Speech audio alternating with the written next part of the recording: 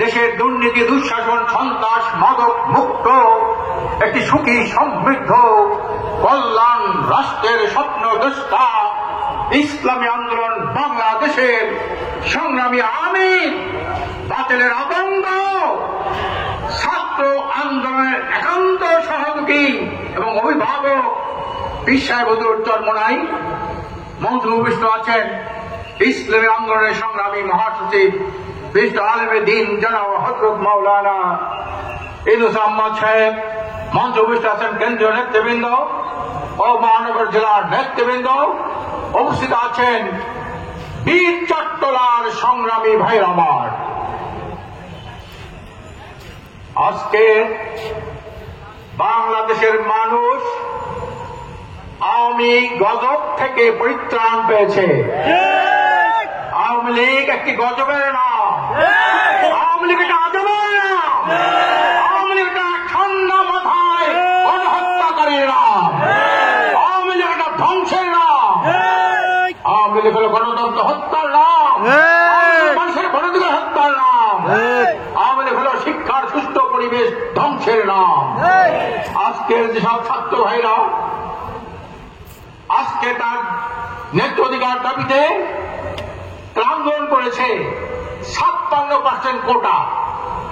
আর এই কোটা কাদের? ভুয়া কোটা করেছে তারা, এই ভুয়া কোটাদারি আওয়ামী সন্ত্রাসীদের পতনের সুক্রিয়া দিবস উপলক্ষে আজকের মূলত এই জনসভা। সংগ্রামী ভাইরা, শুধু তাই না, আপনারা জানি ইতিমধ্যে আমার কোশ্চেন আউট হয়েছে, বিসিএস এর কোশ্চেন আউট হয়েছে। অনেকগুলো এসপি, ডিসি এবারে বড় বড় পদের লোকেরা আছে যারা এই কোশ্চেন আউট করার কারণে তারা বিশেষ পাস করেছেন। বুঝে কোশ্চেন আউট করে নিজেদের লোকদের চাকরি ঢুকায়, আবার কোটা দিয়ে আপনার নিজের গুন্ডা পান্ডা সন্ত্রাসী এই যুবলীগ ছাত্রলীগের লেখাপড়া করে না, এগুলো সবসময় গুন্ডামি করে, চাঁদাবাজি করে, দখলবাজি করে, টেন্ডারবাজি করে, ডাকাতি করে, দর্শন করে, এগুলোতে লেখাপড়া নাই। এদের এই গোষ্ঠীকে পুনর্বাসন করার জন্য এরা কোটা আন্দোলন, কোটা করেছেন, বরাদ্দ করেছেন এবং প্রশ্নপত্র আউট করেছেন।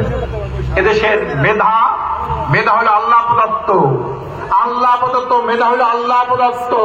এই মেধাবী ছেলেরা ওরা যখন বলতে পারলো এই দেশটাকে আওয়ামী লীগ সমূলে ধ্বংস করবে, মেধাকে শেষ করে দেবে, সমস্ত প্রশাসনে গুন্ডা পান্ডা দখলবাজ চাঁদাবাজকে তারা পুনর্বাসন করবে, তখন কিন্তু তারা রাজপথে নেমে এসেছে। আমরা এইসব ভাইদেরকে বীর মুক্তিযোদ্ধা, এই দ্বিতীয় মুক্তিযুদ্ধের বীর সেনানীদেরকে আমরা স্যালুট জানাই, তাদেরকে সমর্থন জানাই, ওয়াদা করছি তাদের এই আন্দোলনের সাথে আমরা ছিলাম, আমরা আছি, আমরা আগামীতে থাকবো। ভাইরা আমার, কোমলমতি ছাত্ররা আজকে তারা রাজপথে নেমে স্বৈরাচারের বিরুদ্ধে যে আন্দোলন করেছে, আজকের বাংলাদেশের 53 বছর ইতিহাস, 1000 বছর ইতিহাসে নদীর পাওয়া যায় না। আজকে যেসব ছেলেরা রাস্তায় ট্রাফিকের দায়িত্ব পালন করতেছে, চেহারাগুলা বড় লোকের ছেলের মতো, কি বলা ঠিক না? শিক্ষিত ছেলেরা আজকে দিন রাত 24 ঘন্টা কষ্ট করে তারা যে আইন শৃঙ্খলা রক্ষা করতেছে, গাড়ির ট্রাফিক জাম দ্বারা এভাবে মানে সুন্দর করতেছে, এজন্য আরেকবার তাদেরকে স্যালুট জানাই। সংগ্রামী ভাইরা আমার, আমরা ধন্যবাদ জানাই এই জালেম স্বৈরাচার নিপাতের পরে যে এই অন্তর্বর্তীকালীন সরকার হয়েছে, সেই সরকারকে আমরা ধন্যবাদ জানাই। আজকে যেসব ব্যক্তিগণকে নিয়ে অন্তর্বর্তীকালীন সরকার হয়েছে, এরা দায়িত্বশীল মানুষ, শিক্ষিত মানুষ, দেশ শ্রমিক মানুষ। আমরা আশা করি এদের এই অন্তর্বর্তীকালীন সরকারের মাধ্যমে দেশে একটা আমূল পরিবর্তন ঘটবে। আমরা একটা দুর্নীতি সন্ত্রাস মুক্ত একটা দেশ পাবো, আমরা চাঁদাবাজ মুক্ত একটা দেশ পাবো, টাকা পাচারকারী মুক্ত দেশ পাবো, ব্যাংক লুণ্ঠনকারী মুক্ত একটা দেশ পাবো। আজকে লক্ষ লক্ষ কোটি টাকা তারা চুরি করেছে, ব্যাংক তারা লুট করেছে, শেয়ার বাজার ধ্বংস করেছে, ব্যবসা বাণিজ্য সব শেষ করেছে। এই গজব আজাব থেকে আল্লাহ পাক আমাদেরকে যে রক্ষা করেছেন, আর এই রক্ষার যে দায়িত্ব আল্লাহ তাআলা পাঠিয়েছেন তারা হলো এই কোমলমুখী শিক্ষার্থী ভাইরা। সংগ্রামী ভাইরা আমার, এখন আমাদের কাজ কি? এখন আমাদের কাজ হলো এই শিক্ষার্থী ভাইদের সাথে কাজে কাজ মিলিয়ে এই দেশ করার কাজে আমাদের এখন নেমে পড়তে হবে। আর যদি কোনো সময় দুর্নীতিবাজ, সন্ত্রাসী, চাঁদাবাজি, গুমকারী, খুনকারী আবার যদি আত্মপ্রকাশ করে, তাদের কঠোর হস্তে সম্মিলিতভাবে আমাদের দমন করতে হবে। প্রশাসনের সমস্ত ভাইদেরকে আমাদের সহায়তা করতে হবে।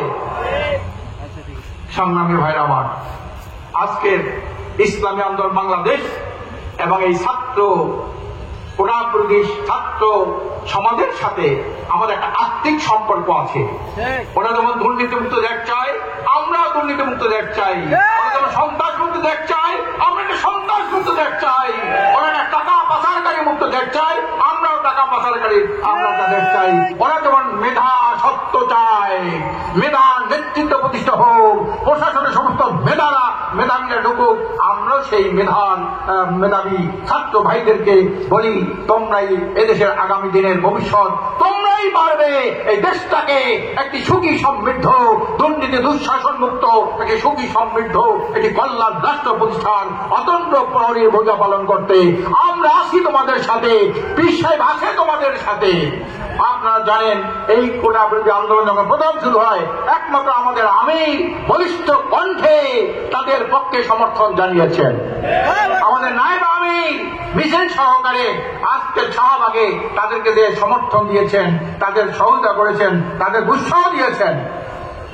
প্রিয় ভাইরা আমার, এই ছাত্র যারা আছেন, কোটা বিরোধী ছাত্র আন্দোলনে যারা আছেন, তাদের সার্বিকভাবে আপনারা সহায়তা করবেন, তাদের বুদ্ধি পরামর্শ দেবেন, তাদের বুদ্ধি পরামর্শ আপনারা নেবেন। আমরা চাই এই দেশটা লাখো লাখো শহীদের বিনিময়ে 1971 সালে দেশ স্বাধীন হয়েছিল।